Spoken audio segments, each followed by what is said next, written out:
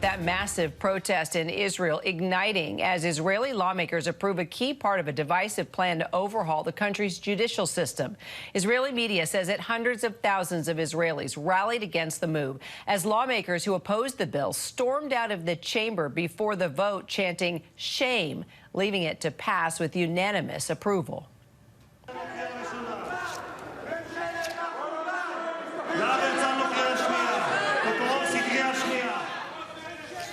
Well, part of that plan, backed by Prime Minister Benjamin Netanyahu, removes the court system's ability to strike down decisions by the government. Critics say it jeopardizes democracy. Protesters today actually blocking a main road in Jerusalem in response to that vote. Here's another look at the crowds right now in Israel, still out in force despite the late hour. And our Tom Sufi-Burridge joins us now from right there where it's all happening. So, Tom, just bring us up to date at this hour. What are you seeing? What are you hearing? Well, Kira, we just come back from the protest. They're definitely calming down to some extent. They're not, I think, at the level they were earlier on in the day, just before the vote and just after that controversial bill went through. We're getting reports that the protests are picking up a bit in Tel Aviv as well. But don't think that this is over for the protesters. I mean, one message which came through very clearly, talking to protesters this afternoon, was that they are going to continue their fight. I spoke to young mums, I spoke to students, I spoke to young professionals, and all of them are deeply concerned about their future. They see Israel going in the wrong direction. They're worried about their children's future, and they're worried about the future of democracy in this country. So why do protesters believe that this is such a critical moment in Israeli history? Why now and why this time? Well, they believe that a central plank, an important principle which has existed in Israel for decades, has been removed because of this vote through by the government and its lawmakers. And that principle, as you correctly explained in your intro, Kira, is that the Supreme Court has always been able to look at government decisions, and if they are highly controversial, it can deem them unreasonable. And if it decides that, then it can strike them down. Now, the government says, look, we're a democratically elected government. This has been passed by democratic processes through a democratically elected parliament. And that is true, but the protesters say this has been rushed through. This is not the way to reform the judiciary. And they believe that if there aren't these important checks and balances on any government of the day in Israel, that it's not good for democracy and it's not good for the future of the country. So the ramifications, clearly, of today's vote are far-reaching. Let's just talk about the potential ripple effects here, Tom. Well, look, I think there are several. I mean, one is that the unions here in Israel are threatening strikes, so that's one potential. The chaos and the uncertainty could continue. That's not great for any country when that happens. I think one key point right now, and everyone's looking at this, is whether or not army reservists, and thousands of them have said before the vote today that they would be prepared not to serve if the vote passed and that controversial bill went through.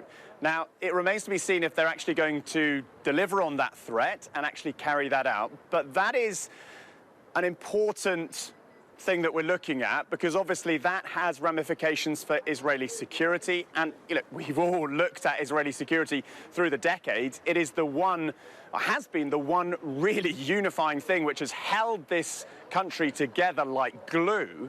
And now we've got this internal division and the potential that thousands of army reserves are saying, hey, we're not prepared to defend the country right now because of these changes brought in by this government, which many people here do believe is going in the wrong direction. So what has been the reaction from the opposition, and what are the options here? Well, you saw people, the opposition lawmakers, walking out. They boycotted the vote. They cried foul, effectively, accusing the government of misplay. The options for the opposition right now are not crystal clear. I mean, they're clearly going to try and keep the momentum of the protest movement going. The government is planning much broader reforms to the judiciary. We're going to have to watch and see whether Benjamin Netanyahu and his government are going to push forward with those. And there'll be some kind of a negotiation as well. And we've had again a reaction from the Biden administration, which you know, in some senses, it's slightly diplomatic, as you'd expect. It doesn't sort of launch a full-fronted attack on a key ally. But at the same time, it's quite remarkable that a US administration is quite clearly criticizing domestic political plays by an Israeli government. I mean, that is quite extraordinary. We haven't really seen that, you know, if you look back over the years or the decades. And therefore, you know, it is an interesting moment, and it remains to be seen where this goes next. All right, Tom Sufi Burridge, we will follow what happens next with you there out of Jerusalem. Thank you so much. And joining me to discuss some more, ABC News contributor and former senior CIA field operative, Daryl Blocker. So, Daryl, Prime Minister Netanyahu is trying to shore up support domestically, but thousands of military reservists are vowing not to even fight. I mean, what does that mean for the region if there's potential conflict? That would be an unprecedented move on behalf of Israeli Defense Forces, whether they're active duty or whether they're reserve.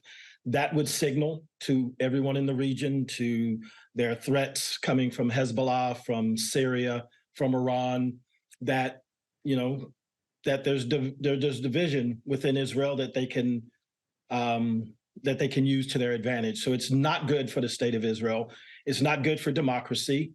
But Netanyahu has, for the first time, a coalition that favors the religious over the secular. So it's not surprising that they're trying to take advantage of this.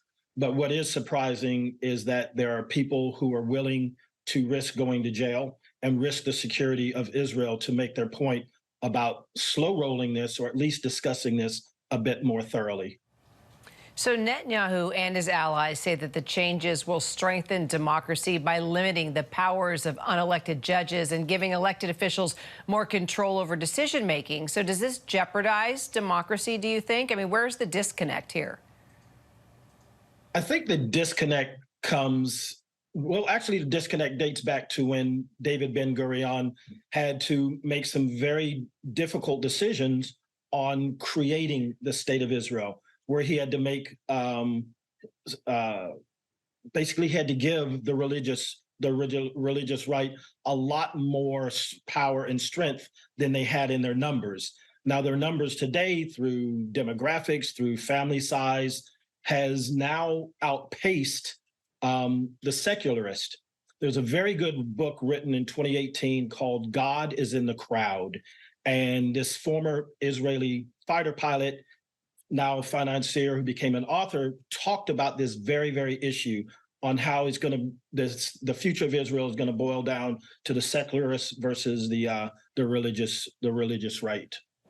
So Israel doesn't have a formal constitution. The judiciary plays a critical oversight role in the country's system of checks and balances. So what do you see happening here? This is nothing new. The Pharisees, the Sadducees, the Essenes, and the Zealots from back in the days of Christ, that was a division that existed amongst the Jewry at the time, and it's, 2,000 years forward, it still exists. They will work this out. The people in the streets demonstrating have spoken. God is in the crowd, so to speak. So hopefully clearer minds and will prevail in the long run. But what we're seeing is democracy in action. So I don't think it's a total threat to democracy.